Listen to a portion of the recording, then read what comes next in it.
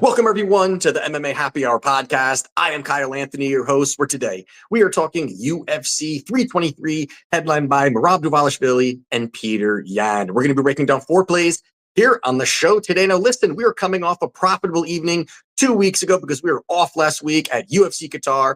Ended up profiting on Arman Tsarukyan inside the distance. We had Volkan Ozdemir by knockout. We also parlayed Tsarukyan and Volkan Ozdemir. I mean, we had a lot of things going on. Ended up profiting for clients. Great night overall. And I do have this Saturday an absolutely stacked slate of bets here. It might be the most bets I've had in 2025 overall. And the last time I did that was a couple fights ago. We ended up profiting 14 units. I feel that good about this card overall. Now, if you want to become a client, link down in the description. Again, I'm going to have 5 to 7, probably closer to 7 client plays overall. So if you're interested, check that out. Now, with that being said, let's dive into the main event of the evening between Merab Dvalishvili and Petr Yan. Now, we've got Merab sitting at minus 450 on the comeback here. We've got Petr Yan plus 350. Now, this is a rematch from their fight back in 2023. Merab absolutely dominated. He went out there, outlanded Yan, found takedowns, and just dominated the fight from start to finish. He doubled on significant strikes, 145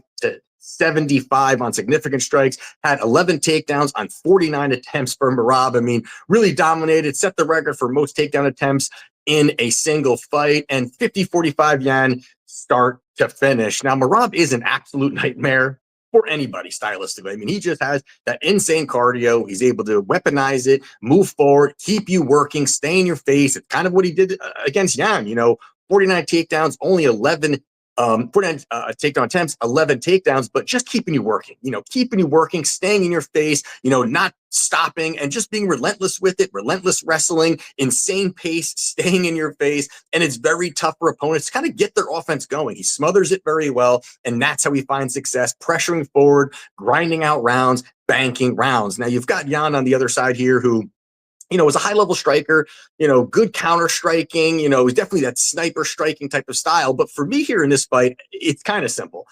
I just don't see where Yan finds success in this fight or what's changed to really make, Yan, have value at plus 350. Even at plus 350, I don't think there's real value there on him. I just don't. Now, maybe is the line a little wide? Sure. But, as in you're looking at what's going on in this fight, I just don't see where Yan finds a lot of success here. And he's going to be forced on that back foot again. He's going to be struggling to find space, and he's going to really struggle to get his offense going. Yan is a slow starter. He's a guy that consistently starts very, very slow. Merab is a guy who's going to push the pace, stay in your face, and he's going to do it right off the gate. He's going to come forward. He's going to force Yan to be very defensive because he's going to be struggling with the takedowns. He's going to want to have that space, and really Merab is not going to give it to him. He's going to pressure forward, and that's what he's going to do, and that's what Merab has done with pretty much every opponent, where he's been able to kind of put him in the cycle, pressure box, push forward, crash the pocket, and then look for takedowns. And if he doesn't get it, if he gets it, he's going to stay on top of you,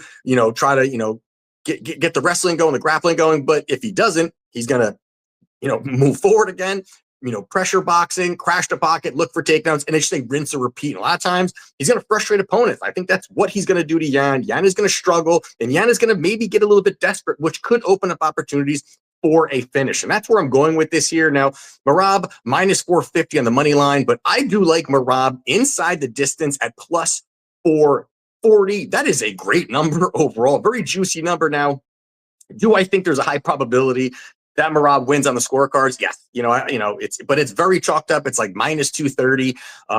It's just not worth it at all. I don't even think it's really worth the parlay piece. Merab, Merab, by points, I don't really see it there. But what I do see is the fact that I do think there's a ton of value here. I do think that he's going to be able to push forward. He's talked about looking for this finish here. I know Yan's very tough to finish overall, but, I just think this is a spot here where it's worth a sprinkle at plus 440. I think it's strong value. So give me Merab Dvalishvili to win inside the distance at plus 440.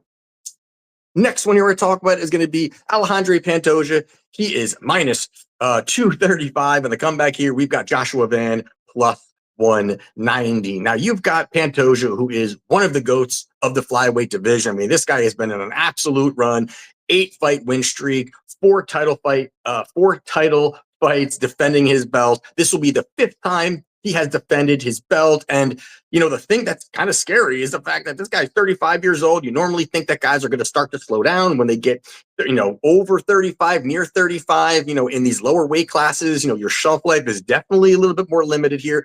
And what you have seen is he has looked better, which is absolutely nuts, where you're seeing him continually improve, get better. His striking is getting better. It looks like he's getting quicker. You look physically, it's probably the best he's looked physically, the best shape he's been in his career. If you go back and watch, past fights to now, he's definitely looking to really just look better and better. Now, Pantoja is not just a grappler. That's kind of what he's known for, obviously, but he's very well-rounded overall. And what he can do is look to move forward. He can overwhelm opponents because he's got power in his hands, and he can look to get the takedowns, look to get control time, and look to really batter you there. He's going to push forward, crash the pocket, and he's just very aggressive overall. And that's what really he can find a lot of success because, kind of like Merab, where Merab more is pushing for the wrestling, and maybe not as dangerous. Pantoja is going to move forward, and he's very dangerous, and he is a finisher. And the thing is, he does is he's going to force, exchanges in the pocket. He's going to force that, and then when you're just getting comfortable, he tucks takedowns behind combinations very smoothly, and all of a sudden, when you're thinking that you're comfortable on the feet,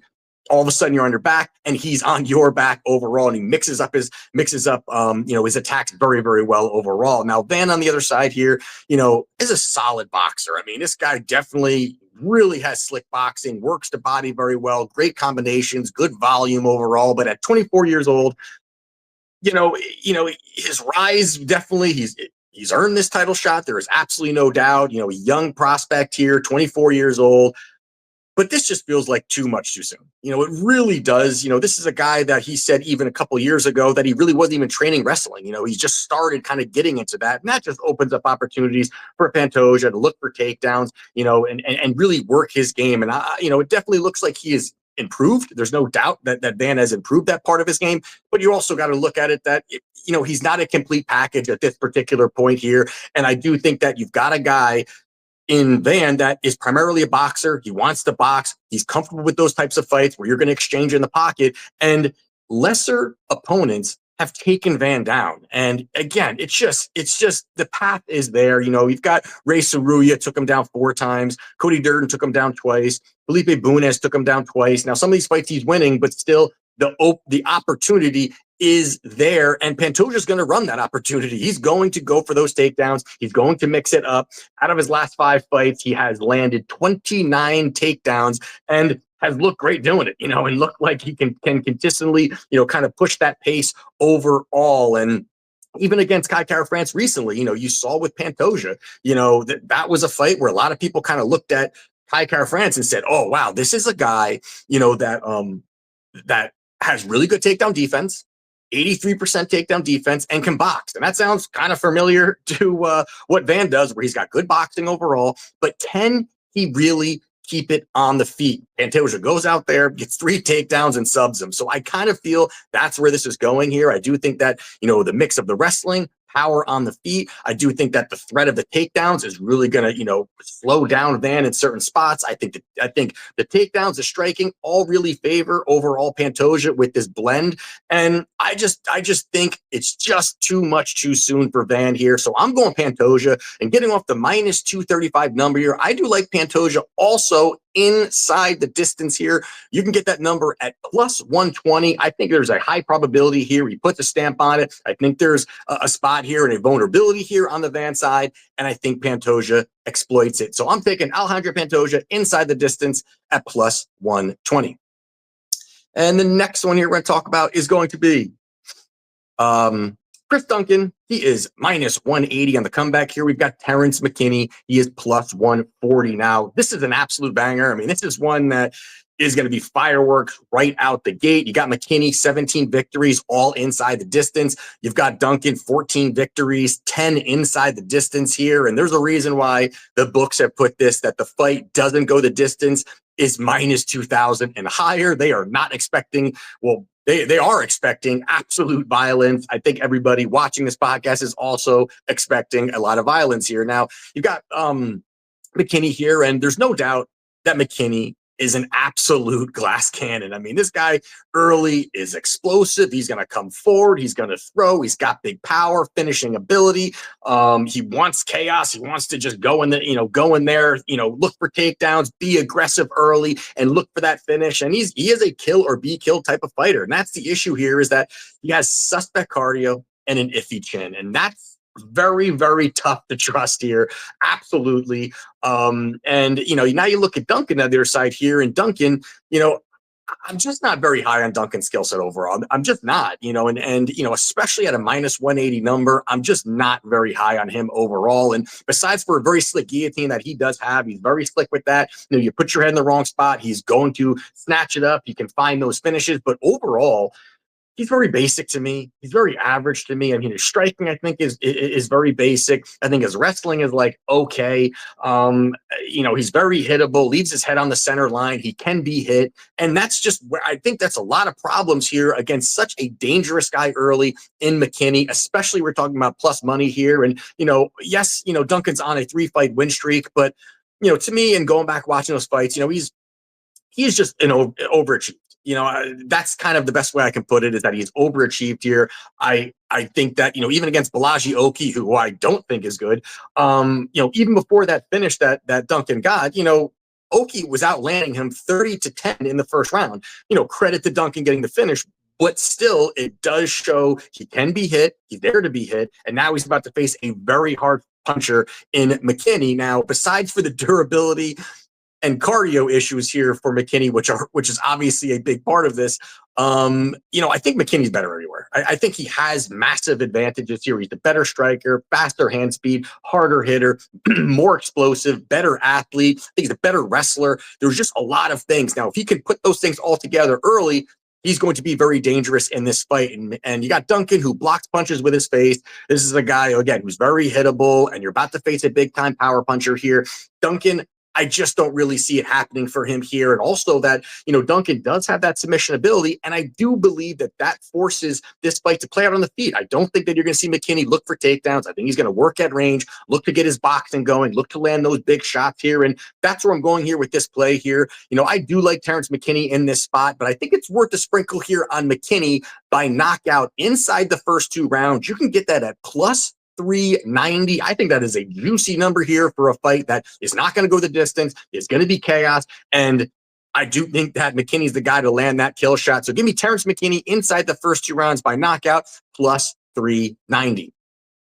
And the last one here we're going to talk about is going to be Tatsuro Taira. He is minus 125 in the comeback here. We've got Brendan Moreno. He is plus 105. Now, the winner of this fight is probably going to fight for the title. I believe that's why they kind of put these fights together where they are on this big pay-per-view here. And you got the former champion in Brandon Moreno. You've got the rising young contender in Tatsuro Taira here. And Taira's a guy that a lot of people pegged kind of as the next big thing as well here. And, this is just a really intriguing matchup overall, stylistically, how this can all play out. I think it's just an absolutely one of the better fights on the card, in a card that is absolutely stacked. Now, there are advantages here for Moreno, where he is going to be the better striker overall. He, will have, the experience level, who he's faced. Definitely the strength of schedule absolutely favors Moreno overall. There's no doubt. He's tough. He's durable. There are those things that he does have here that is going to be something up on Taira. And although that, Moreno is coming off a victory over Steve Erceg, I got to say that, going back watching that fight, I really thought it was not a great performance from Moreno, even in a victory there. And I am not high on Steve Erceg. Erceg's a guy that I've been betting against over the last few fights. I think he's not very good, very one-dimensional. I just don't, I think there's a lot of problems that guy does have. Even with that being said, he still outlanded Moreno. You could argue that Moreno lost that fight. It was the more impactful shots and the bigger shots were being landed by Moreno. But with that being said, either way, I think you're seeing a regression from Moreno. I do think you're seeing him slow down, a little bit. I do think that the MMA mileage is starting to catch up with him. And you've got Taira here, who is kind of entering his prime now. We're seeing him get better and better fight after fight. At 25 years old, you're going to see him make definite improvements. This is a guy, again, that people are very high on overall, and definitely in the future, people are very high on him overall. And there is a large gap in the grappling here, where I think it highly favors, Taira here, where this fight gets to the ground. He's going to be very elite when it gets down there. He can look for submissions. He can look to, quick back takes, bank rounds in top position, just find opportunities to control the action. Now on the feet, I think a lot of people were really expecting Moreno to kind of dominate on the feet or really be, heavily favored on the feet. I don't think so. I think that Taira is very close. I think there's a, wide gap in the grappling where Taira has a big advantage. And then I do think on the feet, it's pretty close.